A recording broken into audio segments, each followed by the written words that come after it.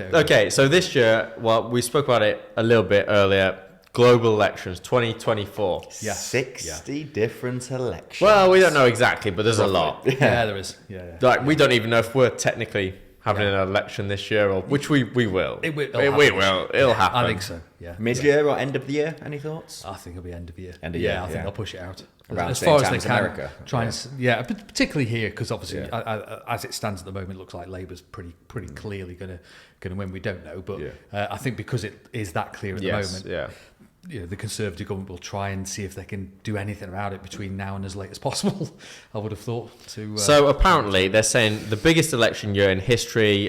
So one report that I saw was 1.5 billion people set to vote. I feel this is more set to vote, Curtis, than actual people that have the opportunity to vote. Because it's two very different things about people that people may have fought and died for the right to vote. It doesn't mean that everybody has the same passion to vote, and people allow things to happen that I'm like, which no, I think is a problem in itself. It's scary. Yeah. One thing that's really scary is like you can have every phone on connected to Instagram so easily, so acceptable, but why do I have to go and get a letter posted through the door and then grab it and then sign it and then post it back? Like you literally have the technology in your phones to deal with these social media platforms. Make them work for us. At least do something. Absolutely. Like. And the irony is, people are concerned about the younger generation, and they're also concerned about tapping of elections because of technology. But if you look at the US in 2020, and the reason Donald Trump is still probably going to go to prison at some point, maybe not, but should do, it was around election rigging because of postal votes. Postal votes. Postal votes was the problem. So on that note, that's a problem with that though. Either way, you can rig either situation. Plus, you can rig electric, you can rig paper. Let's be clean to the planet. 1.5 billion letters and pieces of paper. Think how many trees that is. I know we're technically burning electricity and there's a data farm somewhere doing something, but still. That's a lot of trees. So breaking records, UK, EU, USA, and I think one of the ones that was really interesting, 7 of the world's 10 most populations, Bangladesh, India, United States, Indonesia, Pakistan, Russia and Mexico. Like, huge. This is gonna be could be a crazy year. Like things can happen that really we try and plan for, but an election year can. I think what's scary, we see it from our market a bit more on the US market. You could have somebody you've been in president for 4 years and they're working out something, and then suddenly a new president comes in and goes, scrap it all. We're going with a new direction.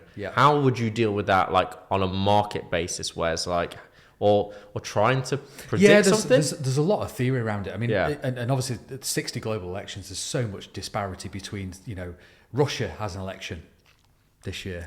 Do they really? Exactly. But then, like in more emerging economies and South American economies, you've still got a real.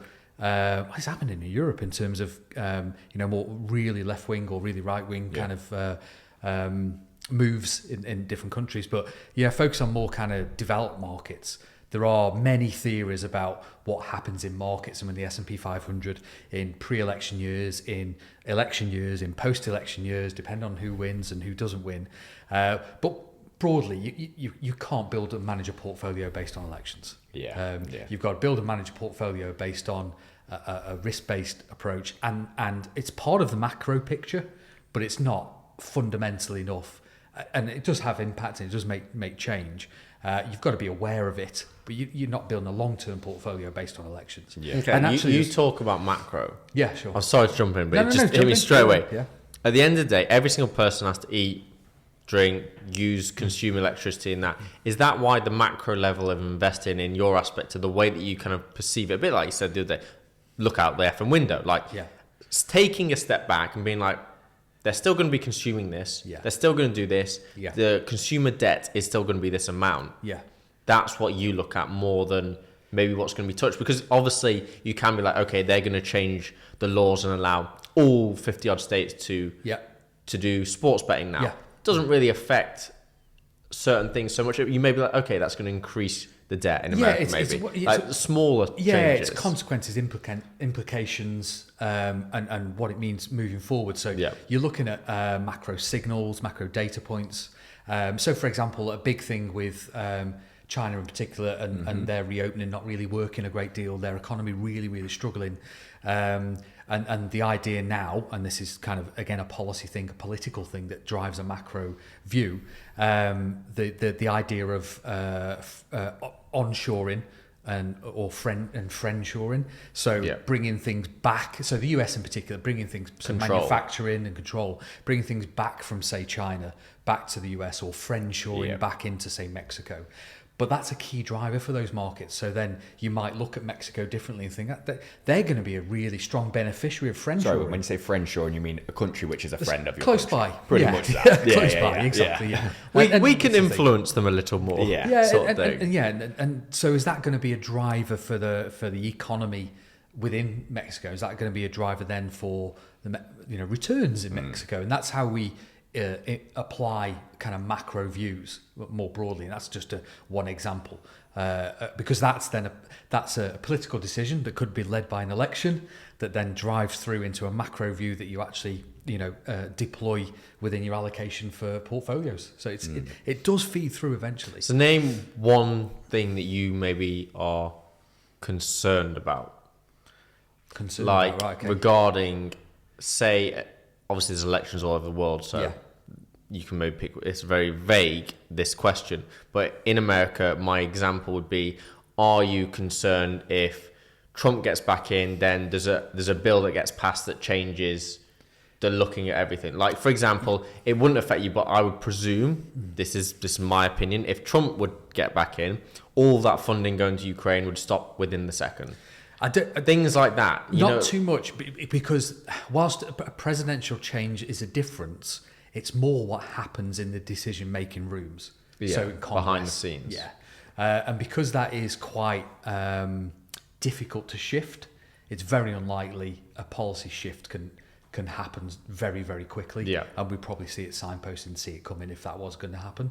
Another example of that is some rules. As you were saying, like it's priced into the market, as you spoke about last week. Absolutely. Like that sort of mentality. And actually got a stat on that from BlackRock. I forgot the name of BlackRock.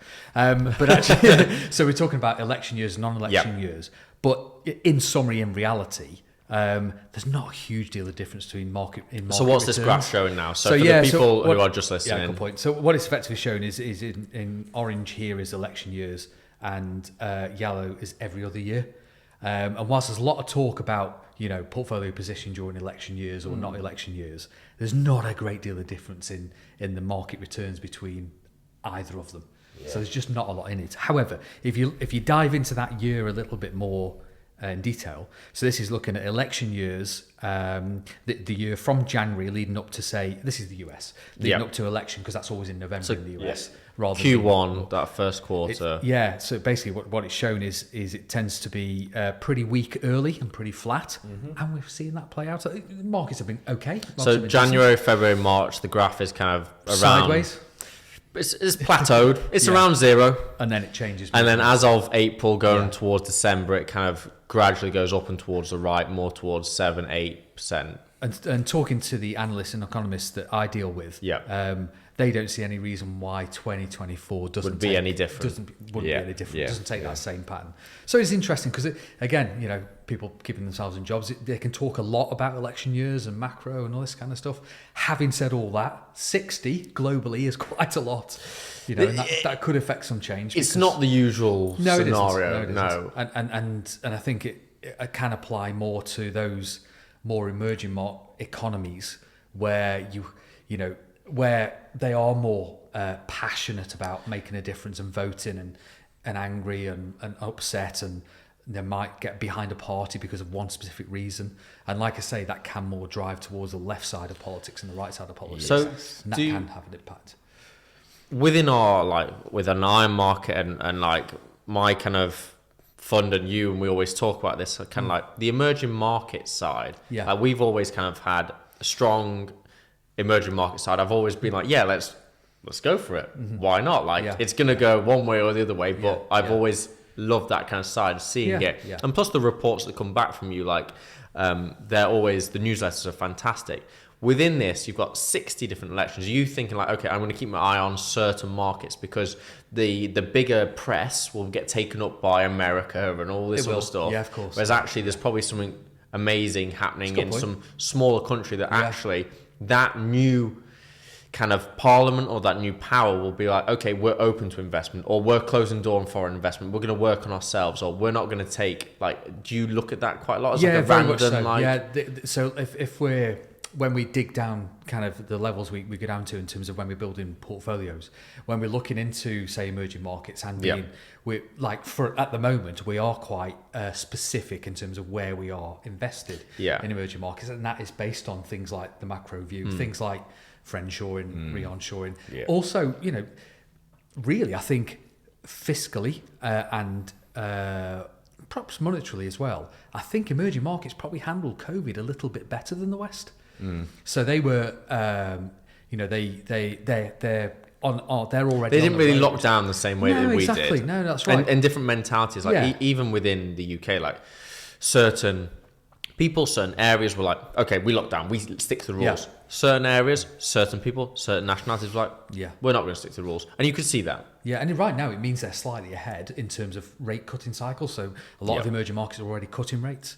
So that's advantageous to risk assets, so bonds, stocks.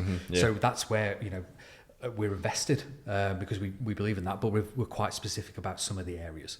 And that's subject to change, always subject to change. But that's kind of where we feel, because they're slightly ahead.